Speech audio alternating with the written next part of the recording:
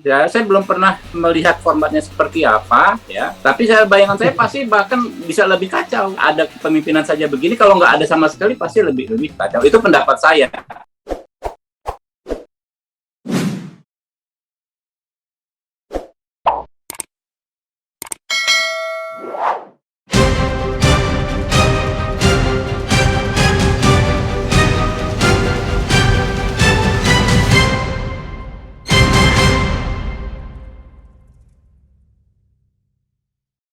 Ya, saya pikir sah-sah saja, silahkan saja ya, Bang Rocky maupun teman-teman ada yang berpendapat seperti disampaikan tadi. Itu kita negara bebas, punya masing-masing warga negara punya hak untuk menyampaikan pendapat. Cuma kalau kami sendiri yang khawatir itu adalah di situasi saat ini pandemi, kalau metode menyampaikan pendapatnya dengan unjuk rasa, turun ke jalan beramai-ramai long march, itu hampir nggak mungkin diterapkan yang namanya prokes.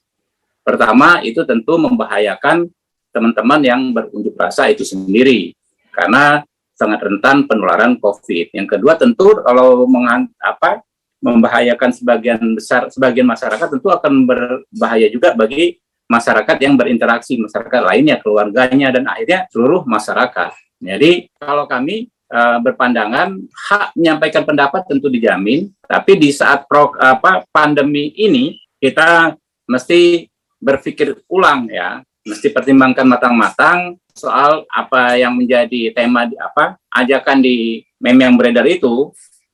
Jokowi Endgame dari Glodok katanya mau berdemo ke arah istana. Nah, saya pikir itu yang nggak pas kalau saat ini. Terlepas itu hoax atau prank atau bukan, tapi bunyi ya, isi dari pesan tersebut mengajak berdemo, berunjuk rasa beramai-ramai ke istana, menurut saya tidak pas kalau saya. Ya, adapun soal apakah kita masih percaya Pak Jokowi atau tidak, secara de facto beliau adalah presiden hasil pemilihan umum ya, dan sampai sejauh ini menurut kami yang paling pas adalah mengevaluasinya adalah juga dengan pemilihan umum. Jadi di pemilihan umum berikutnya kita sama-sama yang punya calon yang merasa yang dianggap lebih baik, ya silahkan diajukan di pemilihan umum berikutnya. Seperti itu.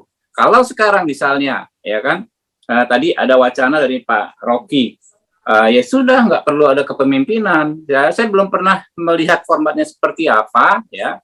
Tapi bayangan saya pasti bahkan bisa lebih kacau. Ada kepemimpinan saja begini, kalau nggak ada sama sekali pasti lebih kacau. Itu pendapat saya.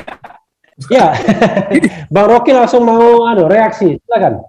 Ini, ya tentu aja kita khawatir itu kan. Jadi jangan digambarkan kekhawatiran itu. Begitu kita buka pintu peluang itu, ya kita bikin semacam gentleman agreement atau ladies agreement bahwa ini bisa diselesaikan sebetulnya. Misalnya demisioner, gitu kan, ada nggak presidennya? Ya dicarikanlah di dalam pasal-pasal undang-undang. Kan. Ini cuma didemisionerkan, bukan tidak memerintah. Tentu ada yang akan memerintah tuh. Ya, mungkin cuman ada kita minta izin dari Pak Jokowi sebaiknya Anda menyingkir sebentar itu, diistirahatkan sebentar melalui keputusan MPR misalnya. Itu kan ini kedaruratan kan bisa menghasilkan hukum kan di setiap keadaan darurat hukum bisa dilakukan, entah itu atas asas urgensi atau keistimewaan macam-macam aja kan ada